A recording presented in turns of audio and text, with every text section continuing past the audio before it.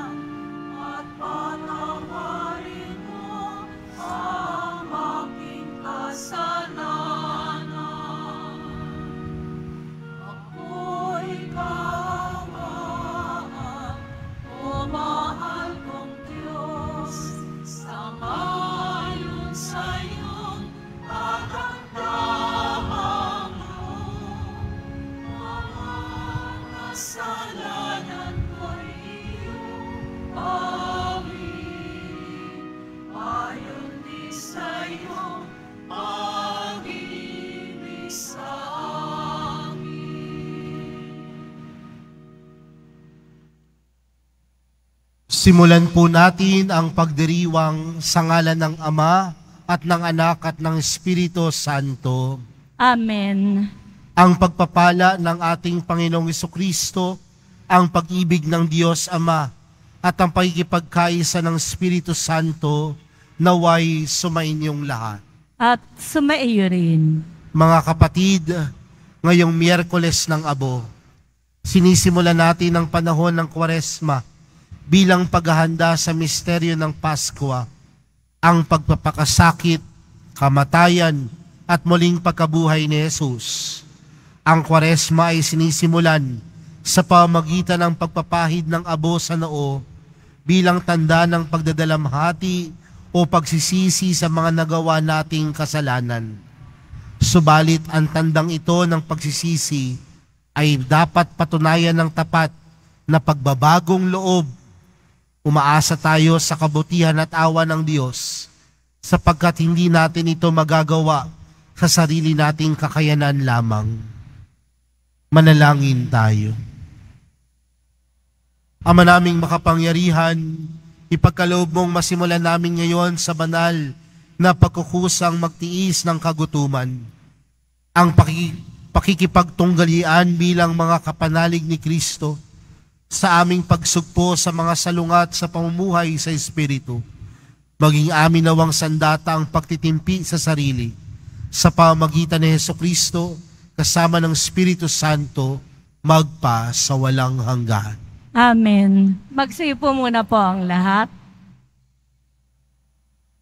Pagbasa mula sa aklat ni Propeta Joel. Sinasabi ngayon ng Panginoon, mataimtim kayong magsisi at manumbalik sa akin.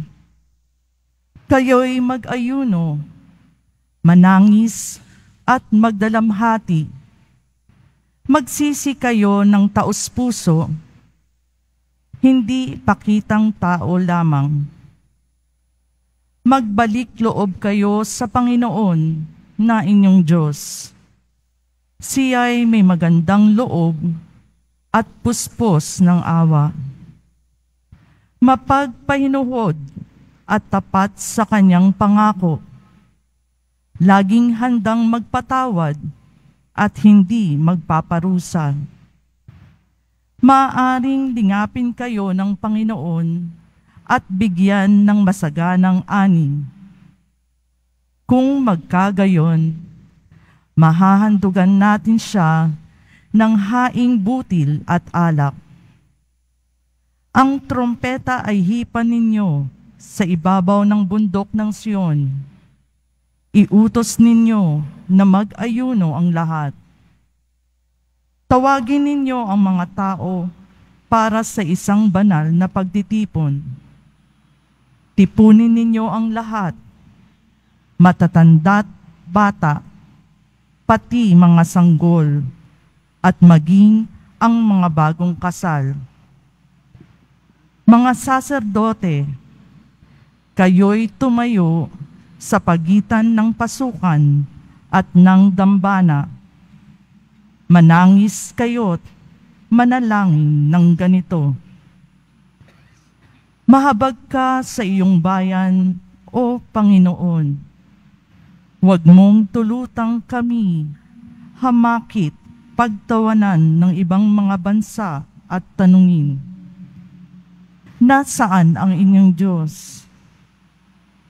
Bagkaraan, ipinamalas ng Panginoon na siya'y magmalasakit sa kanyang bayan. Ang salita ng Diyos. Salamat sa Diyos. Poon, iyong kaawaan, kaming sa'yo'y nagsisuway. Poon, iyong kaawaan, kaming sayo'y nagsisuway. Ako'y kaawaan, o mahal kong Diyos, sang-ayon sa iyong kagandahang loob. Mga kasalanan ko'y iyong pawiin, ayon din sa iyong pag-ibig sa akin. Linisin mo sana ang aking karumhan at ipatawad mo yaring kasalanan. Poon, iyong kaawaan, kaming sayo'y nagsisuway. Ang pagsalansang ko ay kinikilala, laging nasa isip ko at alaala. Sa iyo lang ako nagkasalang tunay, at ang nagawa ko'y di mo nagustuhan. Poon, iyong kaawaan, kaming sayo'y nagsisuway. Isang pusong tapat sa aki likhain. Bigyan mo, O Diyos, ng bagong damdamin. Sa iyong harapay, huwag akong alisin. Ang Espiritu mo ang papaghariin. Poon, iyong kaawaan, kaming sayo'y nagsisuway.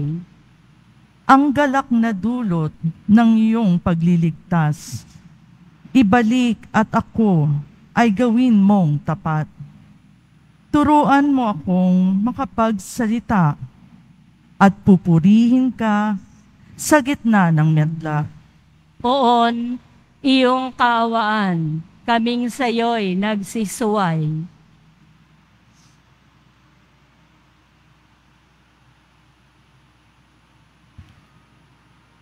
Pagbasa mula sa ikalawang sulat ni Apostol San Pablo sa mga taga-Korinto. Mga kapatid, ako'y sugo ni Kristo, parang ang Diyos na rin ang namamanhik sa inyo sa pamamagitan ko. Makipagkasundo kayo sa Diyos. Hindi nagkasala si Kristo. Ngunit dahil sa atin, siya'y ibinilang na makasalanan upang makipag-isa tayo sa Kanya at mapabanal sa harapan ng Diyos sa pamamagitan niya. Yamang kami mga katulong sa gawain ng Diyos, ipinamamanhik namin sa inyo na huwag ninyong sayangin ang pagkakataong ibinibigay sa atin ng Diyos, sapagkat sinasabi niya, sa kaukulang panahon ay pinakinggan kita. Sa araw ng pagliligtas, sinaklolohan kita. Tingnan ninyo, ngayon na ang panahong nararapat. Ngayon ang araw ng pagliligtas. Ang salita ng Diyos. Salamat sa Diyos. Magsitayo na po tayong lahat.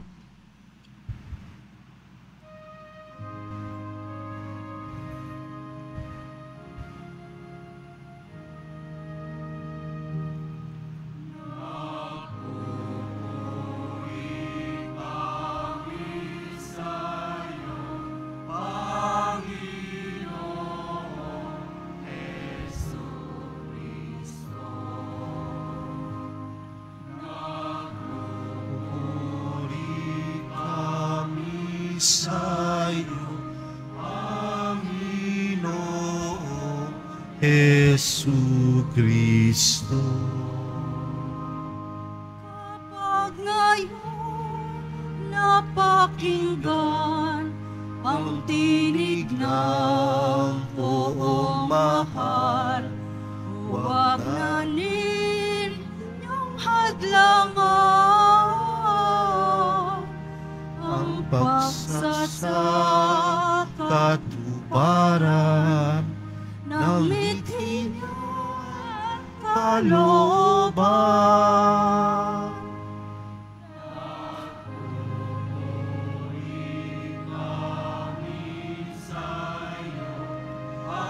Panginoong Jesucristo.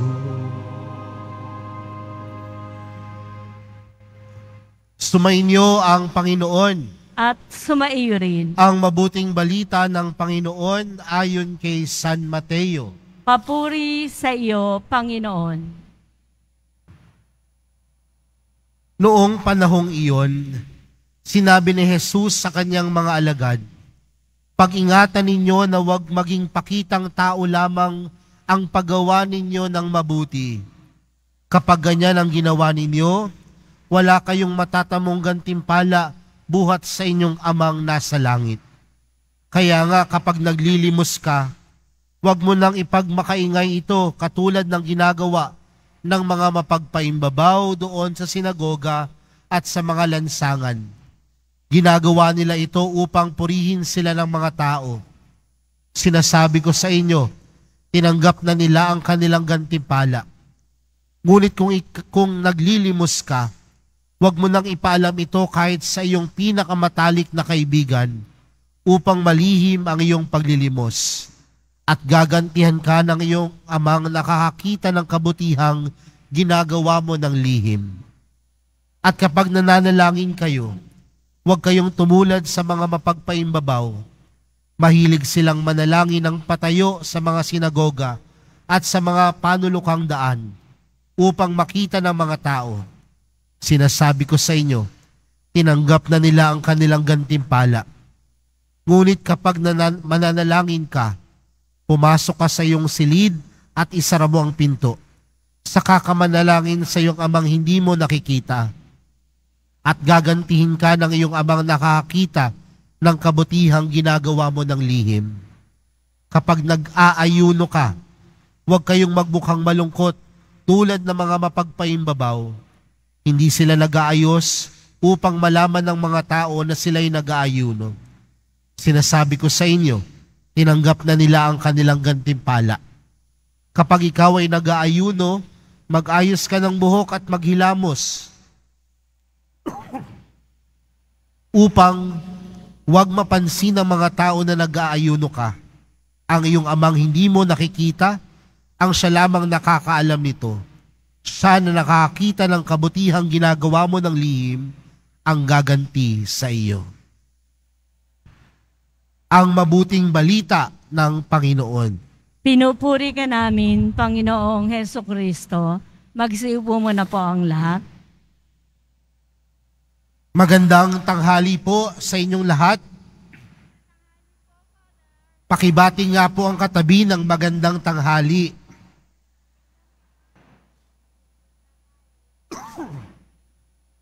Mga kapatid, sinisimulan po natin ang panahon ng Kwaresma sa pagdiriwang po ng Miyerkules ng Abo. At alam po natin mga kapatid na ang bawat isa po sa atin ay papahiran ng abo sa ating mga noo. At ano po ba ang ipinapahiwatig ng pagdiriwang na ito? Isa lamang po, na ang bawat isa po sa atin nagmula sa alikabok at babalik sa pagiging alikabok. Kaya nga, ang panawagan sa atin kapag tayo ay nilaligyan ng abo, pinapaalala sa atin na bago tayo dito sa lupa, tayo ay naging alikabok. Tayo ay walang-wala. At pagkatapos natin dito sa lupang ito, babalik ulit tayo sa pagiging alikabok. Sa madaling salita, ang bawat isa sa atin hindi mananatili sa lupang ito. Tayong lahat ay lilipas. Kaya mamaya ho, kapag nilagyan kayo ng abo, ang literal ho na gustong sabihin ng pari o ng ministro na maglalagay po ng abo sa inyong mga noo ay ganito: mamamatay ka rin. Okay lang po ba yon? Mamaya kapag nilagyan ko po kayo ng abo sa inyong mga noo, sasabihin ko, mamamatay ka rin. Baka sabihin ng ilan, mauna ka, Father. Ikaw muna, Pero nakakatawa man, ito yung realidad. Ito ang tunay na ipinapaalala sa atin, na tayong lahat ay wala at babalik sa pagiging wala. Alikabok, nagsimula at babalik sa pagiging alikabok. Mga kapatid, paalala po sa atin sa araw na ito, ang krus sa ating mga noo ay pagpapahayag na si Jesus ay nasa puso natin. Uulitin ko po yun ha. Ang krus sa ating noo ay pagpapahayag na si Kristo ay nasa puso natin. Ang krus na nasa ating mga noo ay hindi po palamuti. Uulitin ko ha, hindi po yan palamuti. Nangangahulugan na kaya tayo may krus sa noo dahil nasa puso natin si Jesus. Kaya nga ang hamon sa atin mga kapatid, kapag ikaw ay nagpalagay ng noo, dapat sikapin mong magbago. At anong klaseng pagbabago? Na sa iyong buhay, mamutawi si Jesus. Nakakalungkot po minsan mga kapatid, bakit? Minsan kapag Miyerkules ng Abo, lahat ng simbahan punong-puno. Lahat ng mga Katoliko gustong magpalagay ng abo.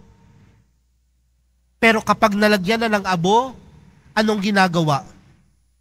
Paglabas pa lamang ng simbahan, nagmumurahan na. May krus yan sa noo, ha?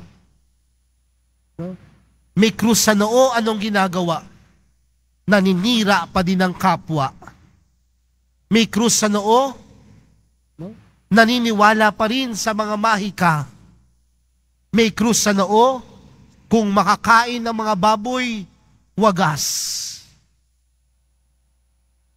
Bakit? Baka kasi yung krus palamuti.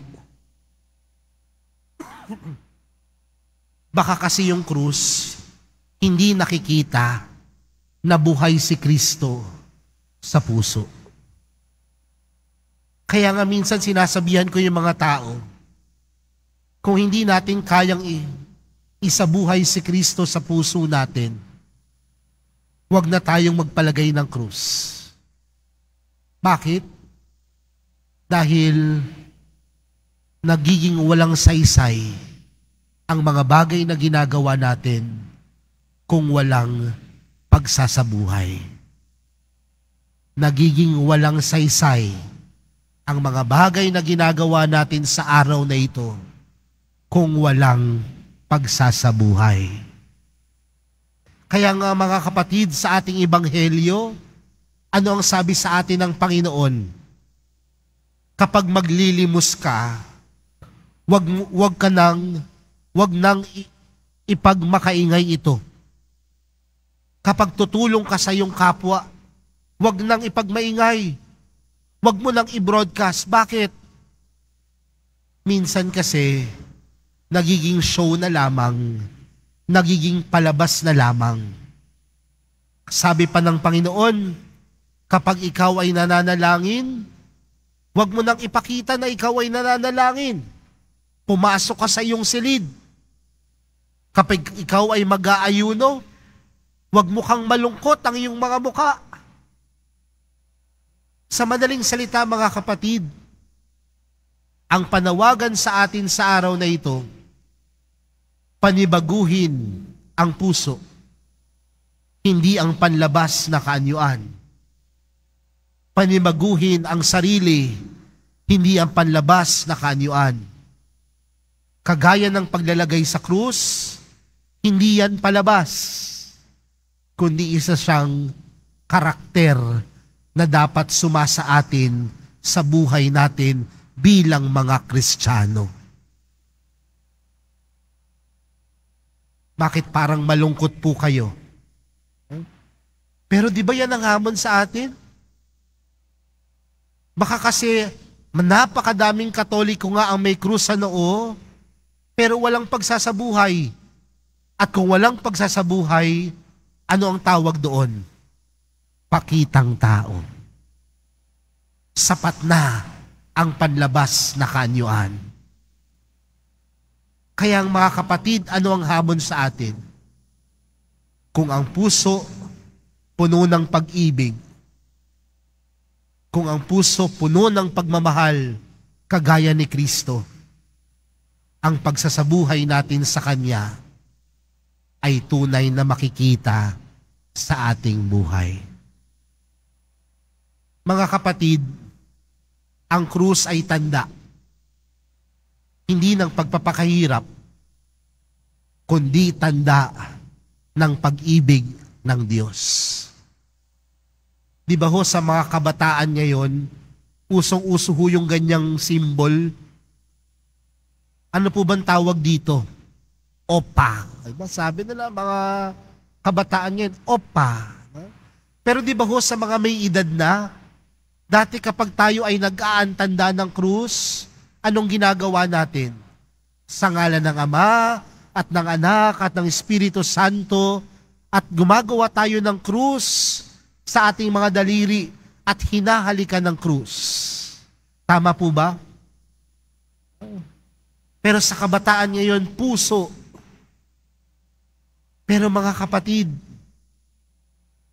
ang pinakamagandang simbolo ng pag-ibig, hindi ang puso, kundi ang pinakamagandang simbolo ng pag-ibig, krus. Dahil sa krus, tunay na ipinaramdam ng Diyos ang kanyang pag-ibig sa bawat isa. Ngayon po ay Valentine's Day. Sabi nila, araw ng mga puso. Pero araw din ng pag-ibig. At ang pag-ibig, hindi lamang nakikita sa puso. Ang pag-ibig, nakikita kung paano bitbitin at buhatin ang krus. Mga kapatid, magpapalagay tayo ng abo ng krus sa ating mga noo, hindi upang maging mabuti sa harapan ng ibang tao, kundi magpapalagay tayo ng krus sa ating mga noo upang ipaalala sa atin ang pagmamahal ng Diyos. At kung naranasan natin ang pagmamahal ng Diyos, nawa tayo din ay maging imahe ng pagmamahal ng Diyos para sa iba. Hindi po ito palabas, hindi palamuti, bagkus isang karakter na dapat isabuhay bilang mga Kristiyano, bilang mga Katoliko, at bilang deboto ng mahal na pong Jesus Nazareno. Amen.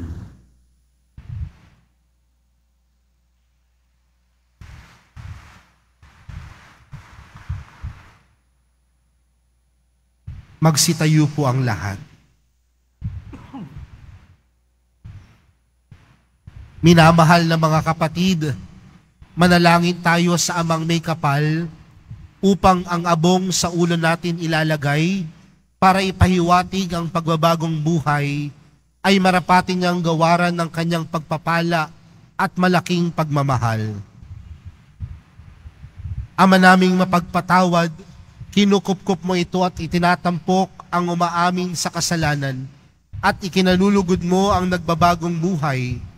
Dinggin mo kami at kupkupin sa pagkakaloob mo ng pagpapala bilang pagtatampok sa iyong mga lingkod na naglalagay ng abo sa ulo. Sa pagganap ng 40 araw na paghahanda para sa Pasko ng pagkabuhay, marapatin mong kami maging dalisay para sa pagdiriwang ng tagumpay ng iyong anak, na siyang namamagitan kasama ng Espiritu Santo magpa sa walang hanggan. Amen.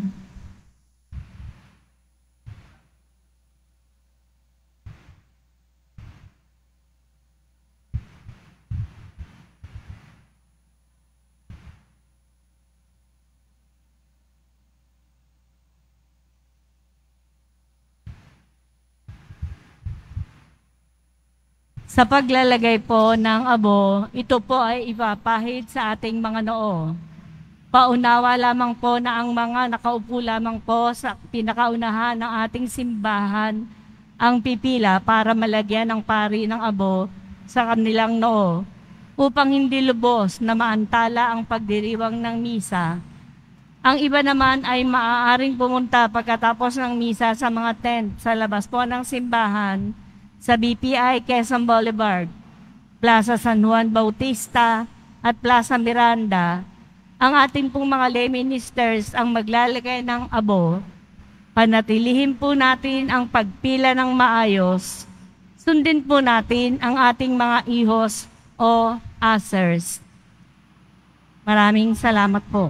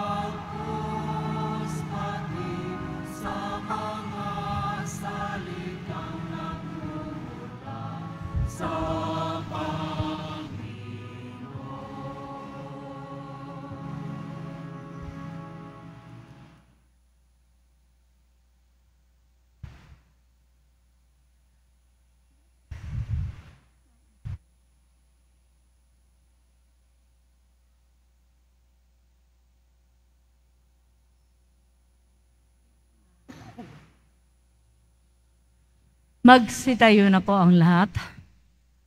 Minamahal kong mga kapatid, manalangin tayo sa Ama nating mapagpatawad upang buksan niya ang ating mga puso at makita natin ang pangangailangan natin sa patuloy na pagbabagong buhay. Buong pagtitiwala nating sabihin, Panginoon, dinggin mo kami.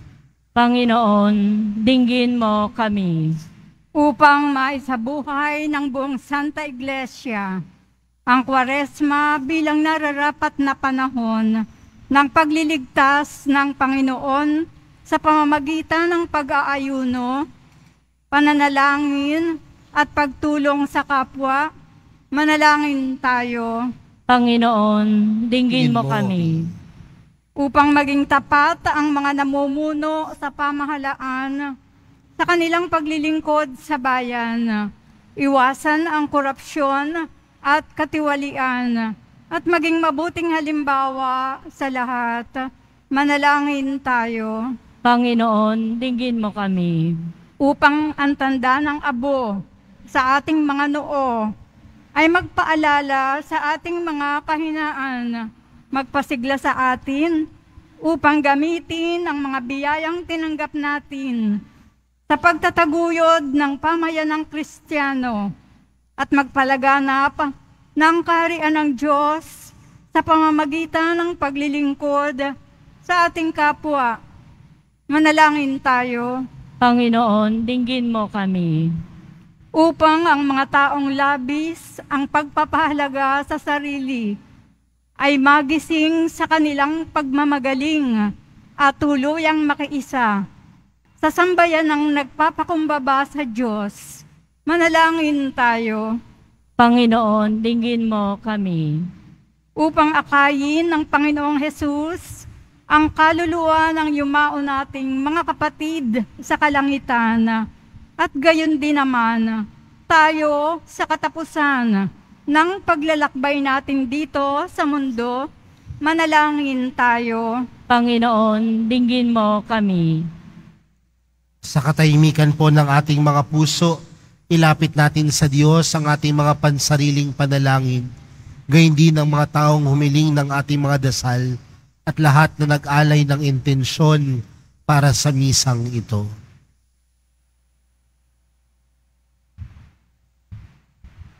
Ama naming mapagmahal, dinggin mo ang aming mga kahilingan sa panahong ito ng pagsisisi.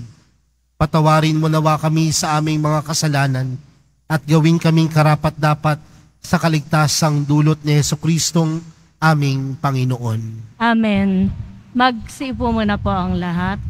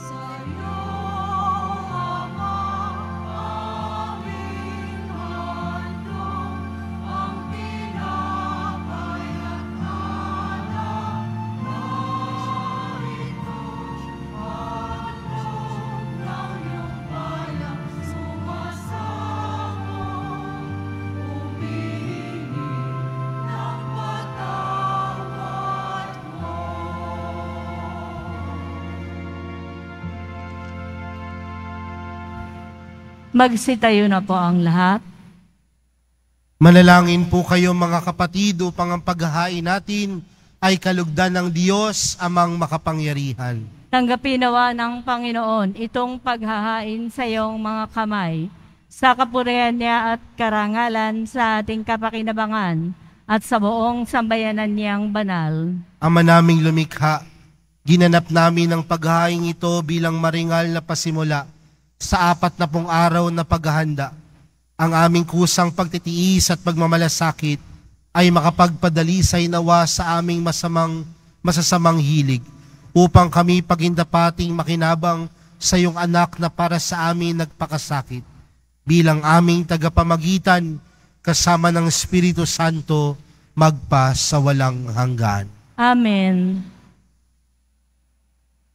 Sumainyo ang Panginoon. At sumaiyo rin. Itaas sa Diyos ang inyong puso at diwa. Itinaas na namin sa Panginoon. Pasalamatan natin ang Panginoong ating Diyos. Marapat na siya ay pasalamatan. Ama naming makapangyarihan, tunay ngang marapat na ikaw ay aming pasalamatan sa pamagitan ni Jesucristo na aming Panginoon. Sa aming kusang pagtitiis ng hirap, tinutulungan mong aming maitumpak ang kinemes ng pagsalungat sa pananagutang iyong iniatas. Sa aming pagtulad sa anak mong mahal na nagpakasakit para sa tanan, ang pagsisikap namin iyong kinalulugdan at ang pagpapakabuti namin iyong ikinararangal. Kaya kaisa ng mga anghel na nagsisiawit ng papuri sa iyo, nang walang humpay sa kalangitan, kami nagbubunyi sa iyong kadakilaan.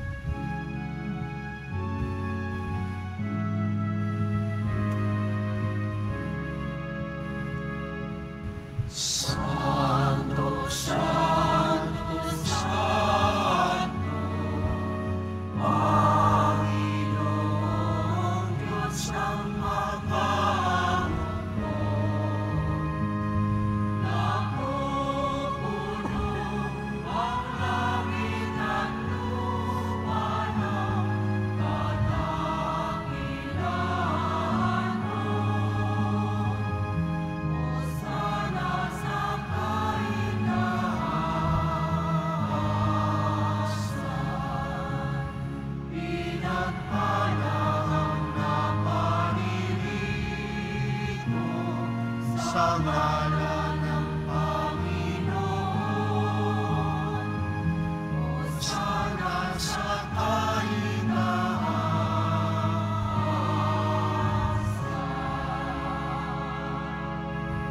Magsilot po ang lahat. Ama naming banal, ikaw ang bukal ng tanang kabanalan, kaya't sa pamagitan ng iyong Espiritu, gawin mong banal ang kaloob na ito upang para sa aming maging katawan at dugo ng aming Panginoong Hesukristo. Bago niya pinagtiis ang kusang loob na maging handog, hinawakan niya ang tinapay, pinasalamatan kanya, pinaghati-hati niya iyon, iniabot sa kanyang mga alagad at sinabi, "Tanggapin ninyong lahat ito at kanin. Ito ang aking katawan na ihahandog para sa inyo."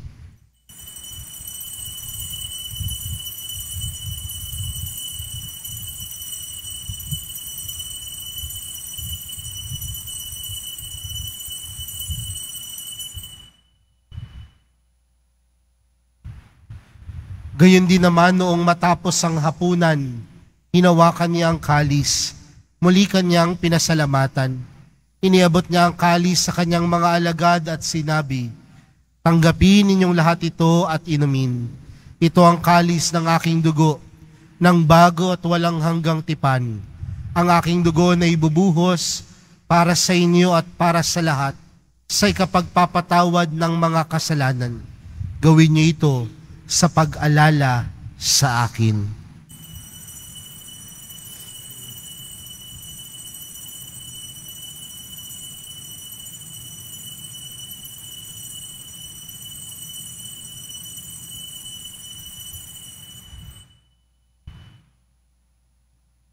Magsitayo na po ang lahat. Ipagbunyi natin ang misteryo ng pananampalataya. Si Kristo'y namatay, si Kristo'y nabuhay, si Kristo'y babalik sa wakas ng panahon. Ama, ginagawa namin ngayon ang pag-alala sa pagkamatay at muling pagkabuhay ng iyong anak.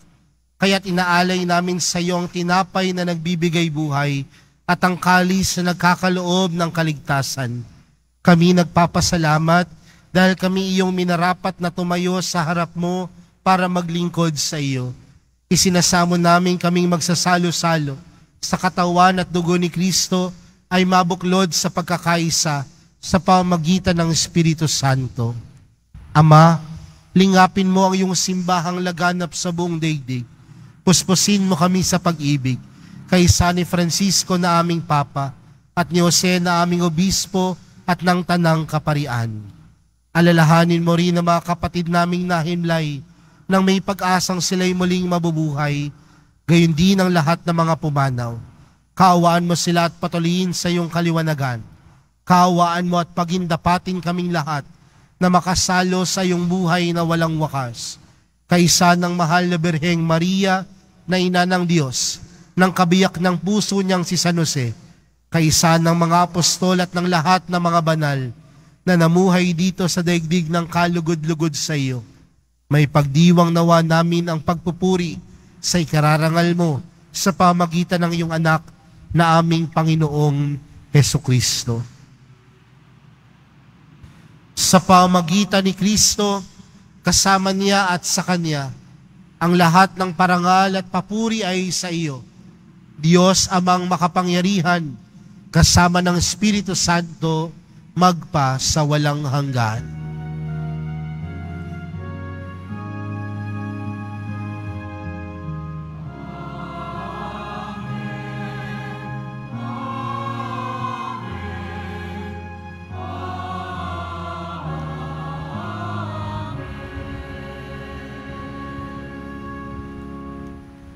Lumapit po tayo sa Ama natin sa langit, sa panalangin itinuro sa atin ni Jesus. Ama namin, sumasalangit ka, sambahin ang ngalan mo, mapasa amin ang kaharian mo, sundin ang loob mo, dito sa lupa para nang sa langit. Bigyan mo kami ngayon ng aming kakanin sa araw-araw, at patawarin mo kami sa aming mga sala, para ng pagkapatawad namin sa nagkakasala sa amin. At huwag mo kami paintulot sa tukso, at iadya mo kami sa lahat ng masama. Hinihiling po namin kami adya sa lahat ng masama, pagkalooban ng kapayapaan araw-araw, iligtas sa kasalanan at ilayo sa lahat ng kapahamakan, samantalang aming pinananabikan ang dakilang araw ng pagpapahayag ng tagapagligtas naming si Jesucristo. Sapagkat iyo ang kaharian, at ang kapangyarihan, at ang kapurihan magpakailanman. Amen. Panginoong Jesucristo, sinabi mo sa iyong mga apostol, kapayapaan ang iniiwan ko sa inyo, ang aking kapayapaan ang ibinibigay ko sa inyo. Tunghayan mo ang aming pananampalataya, at huwag ang aming pagkakasala. Pagkalooban mo kami ng kapayapaan at pagkakaisa ayon sa iyong kalooban kasama ng Espiritu Santo magpa sa walang hanggan. Amen. Ang kapayapaan ng Panginoon ay laging sumainyo. At sumaiyo rin. Magbigayan po kayo ng kapayapaan sa isa't isa.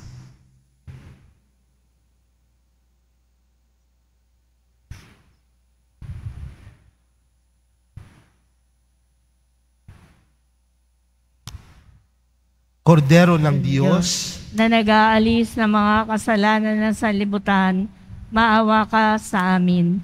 Kordero ng Diyos na nag-aalis ng mga kasalanan ng sanlibutan, maawa ka sa amin. Kordero ng Diyos na nag-aalis ng mga kasalanan ng sanlibutan, ipagkaloob mo sa amin ang kapayapaan. Magsilod po ang lahat.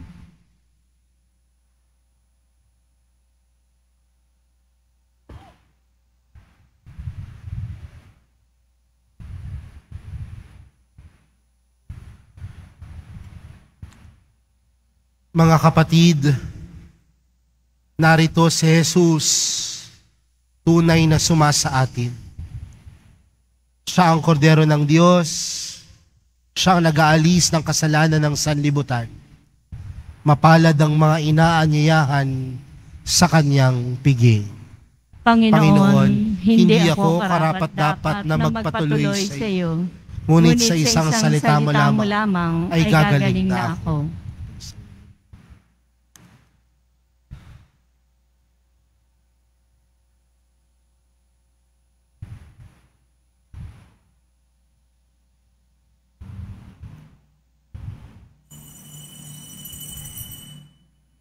Para po sa lahat ng tatanggap na banal na komunyon, sasagot po tayo ng amen. Pagkasabi po ng pare o ng lay ministers ng katawan ni Kristo, at isubo po agad sa bibig bago umalis sa harapan ng pare o ng lay ministers.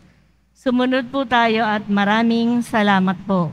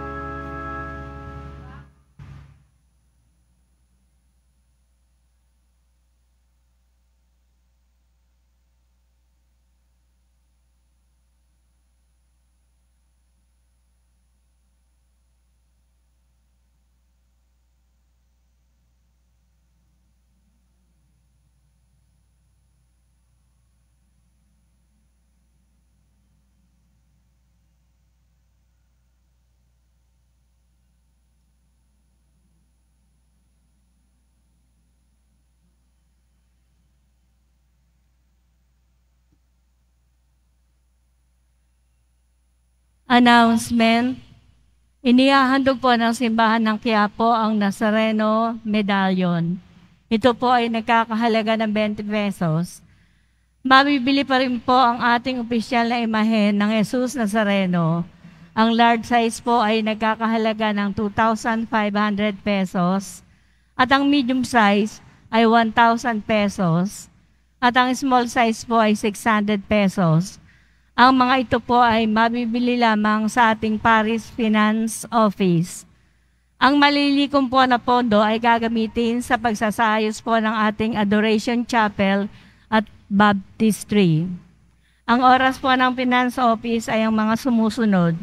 Kapag Lunes hanggang Huwebes at Sabado po, alas 8 ng gabi hanggang 5 ng hapon. At kapag Biyernes at Linggo, 7 po ng umaga hanggang 6 at 45 ng hapon. Tanging sa Quezon Boulevard o sa Plaza San Juan lamang po ang labasan ng lahat. Sumunod po tayo at maraming salamat po sa inyong pagdalaw at pagsisimba sa Basilica Menor at Pambansang Dambana ni Jesus Nazareno. Magsitayo na po ang lahat. Manalangin tayo. Ama naming mapagmahal, ang pinagsaluhan namin ay amin nawang pakinabangan sa pagkakamit ng dulot ng kagalingan, ng kagutumang kusa naming pinagtitiisan at iyong kinalulugdan sa pamamagitan ni Jesucristo kasama ng Espiritu Santo magpa sa walang hanggan. Amen. Mga kapatid, ang panahon ng Kwaresma ay panahon na kung saan tayo ay naghahanda sa muling pagkabuhay ni Jesus.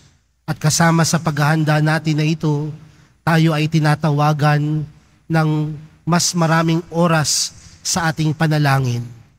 Magbigay ng panahon upang magsakripisyo at mag-ayuno. At higit sa lahat, panahon upang tayo ay tumulong sa mga kapatid nating nangangailangan. Huwag ho nating gamitin ang 40 araw na ito na para lamang isang panahon na lilipas. Gawin nating makabuluhan. Tayo ay magsisi at tunay na bumalik kay Jesus. Sumainyo ang Panginoon. At sumaiyo rin. Yumuko po kayo at hingin ang pagpapala ng Diyos. Ilayo nawa kayo sa lahat ng makapipinsala at pagpalain nawa kayo ng bawat mabuti at ganap na kaloob ng Diyos, ngayon at magpa sa walang hanggan. Amen. Pamalagi nawa niyang nananahan ng kanyang salita sa inyong kalooban at puspusin nawa niya kayo ng kaligayahang walang hanggan. Amen. Patnubayan nawa kayo ng Diyos sa pagtahak sa kanyang landas upang lagi ninyong mabatid kung ano ang tama at marapat samantalang kayo ay naglalakbay patungo sa kalangitan, kanyang pamana magpa sa walang hanggan. Amen. At pagpalain po kayong lahat ng makapangyarihang Diyos, Ama, Anak, at ng Espiritu Santo. Amen. Humayo po kayong taglayang pag-ibig at kapayapaan ng poong Jesus Nazareno. Salamat sa Diyos.